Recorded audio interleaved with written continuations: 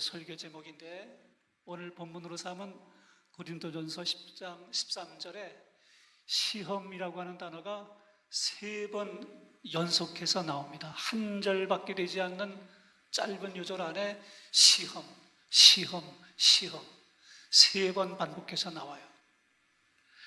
그 시험이라고 하는 단어는 성경원어로 다 함께 한번 따라해 봅니다. 페이라스모스. 발음 좋으세요. 다 함께 크게 페이라스모스. 이 무슨 뜻이냐? 페이라스모스라고 하는 말은 헬라어인데 이 뜻은 이중적인 의미를 가졌어요. 유혹이라는 뜻이 있고 시련이라는 뜻이 있습니다. 사단 마귀가 우리를 넘어뜨리기 위해서 미혹하고 유혹하고 멸망시키려 하는 입장에서는 유혹이라고 번역할 수 있는 단어고, 또 다른 한편으로는 하나님께서 우리의 믿음을 정련해서 더 좋은 믿음, 더 건강한 믿음을 갖게 하는 훈련으로 주는 입장에서는 시련이라는 단어로 번역하는 단어예요.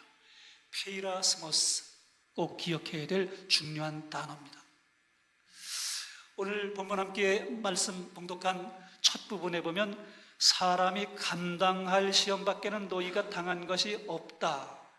사람이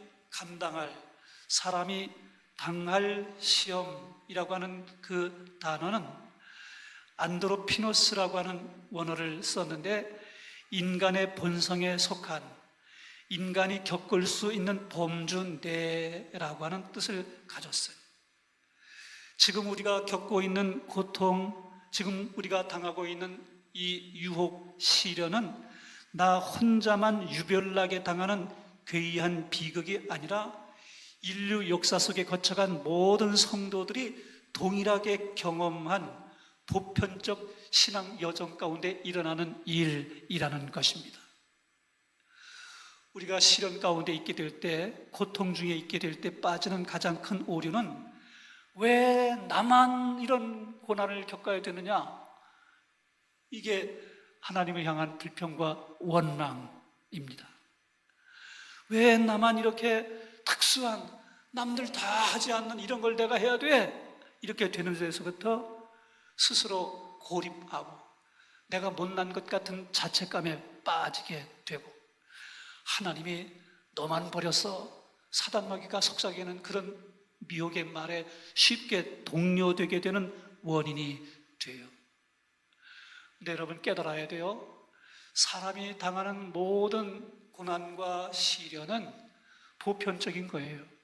우리 앞서 살았던 모든 믿음의 선진들이 다 그런 동일한 시험을 이미 다 경험했고, 그 가운데 어떤 사람은 이겼고 어떤 사람은 그 시험 가운데 오히려 믿음을 잃어버리는 결과가 있었던 일들인 것이에요. 간혹 제가 비행기 타는 일이 있거든요. 이번 달 8월 달에도 필리핀 단기선교팀과 비행기 타야 되는데, 예전에는 비행기 타는 게 참 재미있었어요. 야, 이렇게 하늘을 날아가다니 비행기가 너무 재밌었어요. 근데 어느 날부터인가 비행기가 무서워졌어요. 난기류를 만나는 때가 있더라고요. 너무 기류가 세가지고 비행기가 그 난기를 관통하면서 너무 비행기가 흔들림이 심한 비행기가 있더라고요. 비행기가 작을수록, 또 저가 비행기일수록 그런 일들이 있어요. 그냥 죽으면 천국인데 그까짓 거 초연하게 있으면 되지, 마음으로 이렇게 먹으려고 하는데 나도 모르게 공포감이 들 때가 종종 그렇게 있을 때가 있었습니다. 근데 여러분, 그런 상황을 비행기에 일하는 기장이라든지 또 스튜어디스라든지 이런 사람들은 비행기를 탈 때마다 겪는 일입니다. 승객들은 어쩌다 가끔 그런 걸 경험하니까 아주 극심한 공포에 시달리지만, 그 비행기가 한 번도 난기류 때문에 추락했다 이쯤에는 이 비행기 기술이 워낙 발달되고 좋아져서 그런 일이 거의 없잖아요. 베테랑 기장들의 경우는 그런 난기류를 만나게 됐을 때 제가 느끼는 그런 공포감을 아마 느끼지 않을 것입니다. 늘 상존하는 일이고 충분히 예상한 일이고 그냥 내가 비행 조정 잘해서 얼마든지 제어 가능한 일이다, 이렇게 기장들은 생각할 것이에요. 마찬가지로 우리에게 닥쳐오는 갑작스러운 난기류 같은 그런 극도 공포감을 주는 시련과 또 고통과 위기가 직면하게 됐을 때 나만 왜 이 어려운 고통 속에 놓여져 있나, 이렇게 스스로를 자책하고 스스로를 고립하고 하나님이 나를 향해서 왜 눈을 감고 계시지? 왜 나를 돌보시지 않는 거야?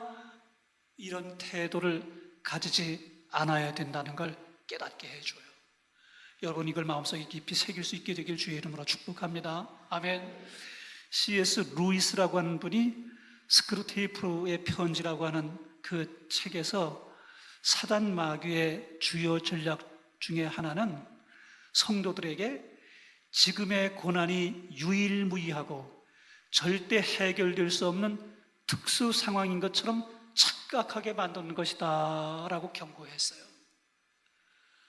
아무도 경험하지 않는 거 지금 네가 경험하는 거야. 다른 사람은 이렇게 너처럼 고생하는 사람이 없어. 너만 유독 지금 그런 고통 가운데 있는 거거든. 그러니까 하나님이 계시다고 쓸데없는 망상 가지고 거기 의지하려고 하지 마, 이렇게 사람들을 미혹한다는 거죠. 근데 성경은 그렇게 말하지 않아요. 성경은 사람이 당하는 모든 시험은 이미 이전의 모든 우리 앞서간 사람들이 다 경험했던 일이고, 그 가운데 어떤 사람은 믿음으로 승리했고 어떤 사람은 그 시련 가운데 넘어진 사람이 있다는 걸 우리에게 보여줍니다.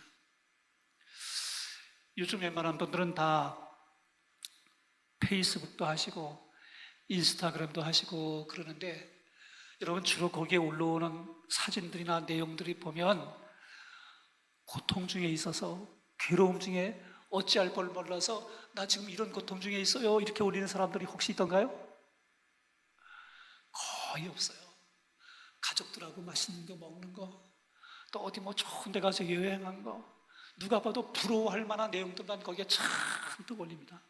뭐 저부터도 그래요. 저부터도 교회에서 이렇게 우리 새 가족을 입회를 했다든가, 우리 선교사님이 오셔서 함께 같이 사진을 찍게 됐다든가 그러면 우리 교회가 이런 행복한 시간이 있었어요, 주로 이런 것들을 올리지, 힘들고 어려운 것들을 이런 거에 올리는 일이 없습니다. 그러다 보니까 사람들이 다, 남들은, 다른 교회는 다 잘 되고 모든 게 다 평안하고 다 행복하게 사는 것만 같이 보여요. 나만 힘들고 괴로운 어려움 가운데 빠져서 지금 이 고통을 아무도 알아주지 않는, 돌봐주지 않는, 하나님조차도 외면하고 있는 것 같은 그런 외로움, 고독감 가운데 빠져들게 만드는 요소가 된다는 거지요. 그러나 여러분 꼭 기억해요. 하나님이 그 모든 상황 가운데 있게 되는 그 위기 속에서 우리의 믿음을 더욱더 정련하셔서 더 좋은 믿음으로 잘 극복하고 이겨낼 수 있기를 기다리고 계신다는 걸 말입니다. 여러분, 하나님 앞에 이것을 꼭 잊지 않는 우리 모두가 될 수 있길 주의 이름으로 축복합니다. 아멘.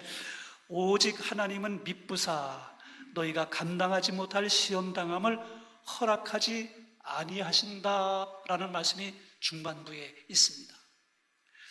하나님은 미쁘시다라는 그 미쁘시다라는 말은 우리가 요즘 잘 쓰는 말 아니죠. 미쁘시다 이런 말 잘 안 쓰잖아요. 미쁘다 이런 말 안 쓰는데, 이 말은 믿음직스럽다라는 가장 근접한 말로 번역하면 그런 뜻인데, 더 쉽게 이해할 수 있는 말로 번역하면 신실하다라는 뜻이에요. 신실하다. 신실하신 하나님이라는 뜻입니다.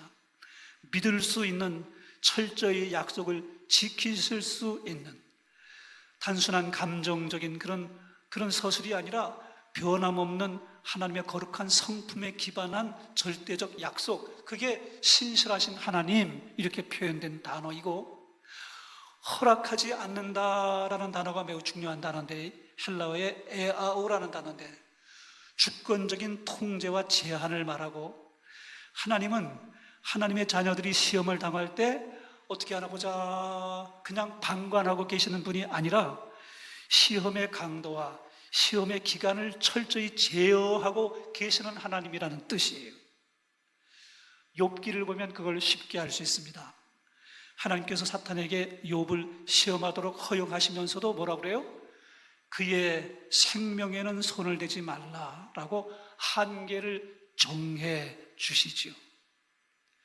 우리에게 닥쳐오는 시험도 마찬가지입니다. 하나님이 허락하시게 될 때 시험의 강도, 시험의 기간, 그 시험의 정도를 하나님이 제한하고 계세요. 하나님은 모든 걸 다 알고 다 듣고 다 보고 계시는 분이라서 우리의 영적 체력, 우리의 믿음 분량까지도 다 소상히 아십니다. 그래서 우리가 다 함께 개별적으로 만나는 그 모든 시험은 하나님의 이 검수 과정을 거쳐서 우리에게 넉넉히 감당할 만큼 정도의 맞춤형 시험이라는 거예요. 내가 감당할 수 있는 이상의 것으로 우리를 시험하지 않는다는 뜻입니다. 저는 헬스장을 별로 많이 자주 활용하는 그런 습관은 없는 사람인데, 이 헬스장 가는 분들의 이야기를 들어보면 이 바벨을 들게 될 때 처음부터 감당할 수 없는 만큼의 무게를 갖다가 매달아 놓는 트레이너는 없다고 그래요. 작은 것에서부터 조금씩 늘려서 그걸 감당할 수 있을 만큼의 근육의 양이 생기고 힘이 생기고, 그리고 난 다음에 이따만 큰 걸 갖다가 들어 올릴 수 있도록 그렇게 만들지, 처음부터 되지도 않는데 커다란 바벨을 갖다 연결해서 이거를 들어라 이러는 사람들은 없다는 거죠. 하나님도 마찬가지예요. 우리가 우리에게 감당치 못할 시험당함을 허락하지 않는다라는 그 말씀은 우리가 넉넉히 들 수 있을 만큼의 바벨의 무게처럼 감당할 수 있는 정도의 그 강도, 그 기간만큼 하나님께서 시험을 허용하신다는 것입니다. 스위스의 정신의학자이면서 사상가인 폴 트루니에라는 분은 이런 말을 했어요. 하나님은 우리에게 시련을 주실 때 언제나 그 시련을 감당할 수 있는 은혜의 분량도 함께 측정해서 배분하신다, 이런 말을 했어요. 어려운 시험인데 그 시험을 주시게 될 때 그 시험을 통해서 우리에게 누릴 수 있는 은혜의 분량도 그만큼 측정해서 우리에게 허락하신다는 말이에요. 하나님은 신실하신 피스토스의 하나님이신데, 그 하나님이 우리를 망가뜨리고 괴롭히려고 우리를 시험하는 게 아니라 우리의 영적 근력을 키우고 고결한 믿음의 사람으로 세울 수 있기 위해서 우리가 당할 수 있는, 감당할 수 있을 만큼의 그런 시련을 우리에게 허락하신다, 이걸 믿고 하나님 감사합니다, 이 정도 시련은 내가 감당할 수 있으니 하나님 나에게 주신 줄 믿습니다, 내가 잘 이겨보겠습니다, 이런 태도를 가지는 게 믿음의 사람이라는 거죠. 여러분과 제가 그렇게 될 수 있길 주의 이름으로 축복합니다. 아멘. 오늘 본문 말씀 마지막 부분에 가면 시험 당할 즈음에 또한 피할 길을 내사 너희로 능히 감당하게 하신다라는 말씀하고 있습니다. 시험 당할 즈음에 또한 피할 길을 내신다. 피할 길이라고 하는 단어는 액바신이라고 하는 단어인데, 협곡의 군대가 갇혔을 때 적에게 포위돼서 완전히 사면 초가의 상태에서 그걸 뚫고 탈출할 수 있는 유일한 비상 탈출구, 그게 액바신이라고 하는 단어의 뜻이에요. 우리가 어디를 돌아봐도 나를 도울 수 있는 사람이 없고, 내가 이 어려운 문제를 해결할 수 있는 그런 길이 없고 방법이 없고 어떻게 할 수 있는 게 아무것도 없다, 그렇게 되는 상태 가운데 있게 될 때가 있죠. 그런데 돌아보면 그런 상황 가운데에서도 하나님께서 이미 피할 길을 내시고 계신다는 거예요. 피할 길을 내고 계시고, 거기다가 견디게 하신다. 이 견디게 하신다는 말은 후포페노게인이라는 단어인데, 함께 짐을 짊어진다라는 뜻이에요. 피할 길을 내시고 어려운 시험 혼자 감당하지 못하니까 하나님이 더불어 함께 그 짐을 짊어져 준다라는 뜻인 겁니다. 저는 어렸을 적에 우리 강원도 시골이 너무 깡촌 중에 깡촌이라서 자동차가 들어오는 일이 거의 없었어요. 한 달에 한 번 있을까 말까. 그때는 도락구라는 말이 그냥 일상용어였는데, 도락구에 비료를 싣고 오는 차가 한 달에 한 번쯤 올까 말까 했어요. 그래서 저는 어렸을 적에 그렇게 차가 우리 동네에 들어오면 차를 구경하러 뛰어갔어요. 신기해가지고. 근데 그런 상황이다 보니 이 오일장에 곡식을 내다 팔거나 그러면 꼭 짊어지고 갔어요. 등에 짊어지고. 아니면 양이 많으면 소에다가 싣고, 소에다가 지르메라고 하는 걸 얹어가지고 그 위에다가 이쪽 편에 또 반대편에 균형을 맞춰가지고 곡식을 잔뜩 실어가지고 소를 몰고 갔는데, 저는 그걸 할 수 있을 만큼의 실력이 안 됐어요. 너무 어렸기 때문에. 그래서 주로 제가 질 수 있을 만큼 분량을 할아버지가 이렇게 곡식을 저한테 짊어주면 그걸 짊어지고, 고개가 뭔지는 아시나? 고개를 2개를 넘어서 걸어서, 그래서 오일장에 가면 그거 팔아가지고 운동화 하나 사주시고 또 찐빵 하나 사주시고, 그때부터 안흥찐빵이 있었어요. 그때부터 안흥찐빵 요즘 하잖아요. 그렇게 먹는 재미가 있었습니다. 근데 등에 짊어지는 그게 그냥 처음에는 별로 무겁지 않아서 갈만할 것 같았어요. 근데 이게 금방 짊어졌다 금방 내려놓는 게 아니고 한 6km 정도를 오솔길을 따라서 난 고개를 2개를 넘어서 오일장까지 가려고 하면 점점 무게가 더, 똑같은 무게인데도 더 무거워지는 것 같은 그런 마음이 들 때가 있었어요. 얼마나 그때 이렇게 짊어지고 다니는 건 정말 쉽지 않구나. 근데 오늘 성경 보니까 견디게 하신다라는 그게 그 무거운 짐을 하나님이 함께 짊어져서 가주신다, 그런 뜻이에요. 내가 그때 짊어져 본 그런 경험이 없었다면 이 함께 짊어져 준다는 이 말이 얼마나 큰 도움이 되는 것을 내가 잘 몰랐을 것 같아요.